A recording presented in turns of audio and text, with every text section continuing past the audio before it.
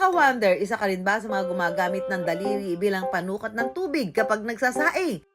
Maski nga may rice cooker, ang parang ito, ginagawa pa rin ng marami sa atin. Yung pagsusukat sa daliri, ito po ay parehas. Kultura at science. Bakit naging kultura? Kasi ito po ay turo sa atin ni Lola or ni Nanay. Bakit naging science? Kasi ipapasok pa rin po yung mathematics. Bakit? Yung ratio na tinatawag. So ang pagsukat po natin ng daliri, hindi naman po yung pinapatong lang sa ibabaw sa bigas. No? Sinusukat po muna yung hanggang sa ilalim yung bigas and then doon may papatong yung daliri sa tubig. So nag-ratio ka rin ng 1:1 kung tawagin. Pero mga ka-wonder, hindi lang pala bigas at isda ang isinasaing. Dito sa bayan ng Alangilan sa Batangas, pati manok at pata ng baboy isinasaing din. Helmet, check. Outfit, check. Maangas sa motor, check na check. Pero hindi lang siya astig sa pormahan, kundi sa pagluluto ng sinaing. Ay nilalaho ko na yung mga palasa natin.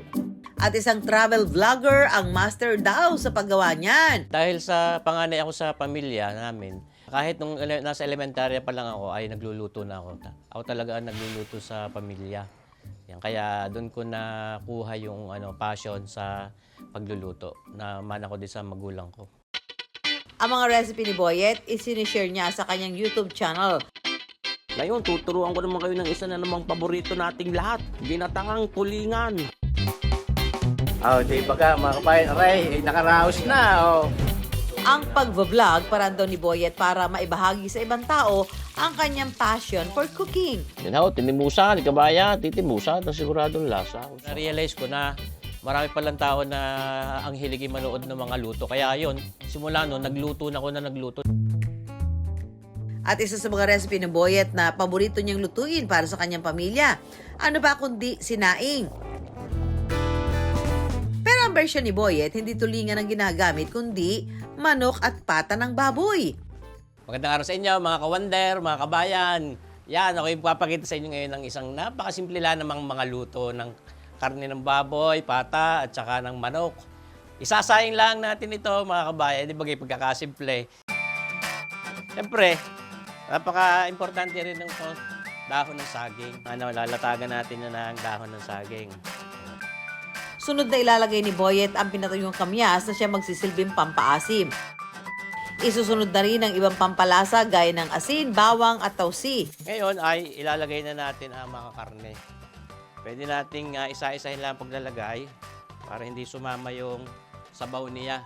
Sa dami na ng aking ginawang luto sa manok, sa pata ng baboy, ay umiisip ako ng ibang mga luto na masarap pero simple lamang yung mga proseso. Napakadali niyang gawin, napakadali ng pagluluto. Lalagyan ito ng tubig sa kapakukuluan ng mahigit kumulang 2 oras.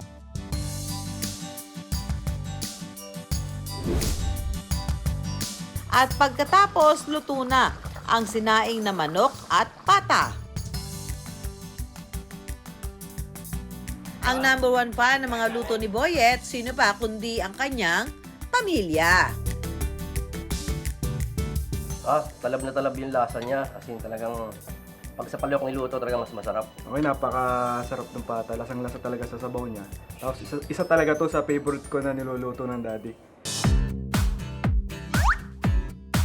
Ang mga cooking videos ni Boyet na in-upload niya sa YouTube, umabot na sa milyon-milyong views. At mula sa kinikita niya rito, nakapagpunda na si Boyet ng isang kitchen studio para mas marami pa siyang recipe na maibahagi sa kanyang followers. Mga ka-wonder, alam niyo ba na ang pagsasaing, isang paraan din para maging mas masustansya ang pagkain?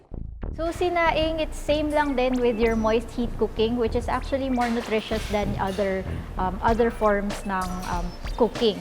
Kasi at least ito nare-retain yung nutrients and somehow wala siyang added na fats kapag niluluto po natin siya. So no need nang mag-add ng cooking oil para magluto ng sinaing.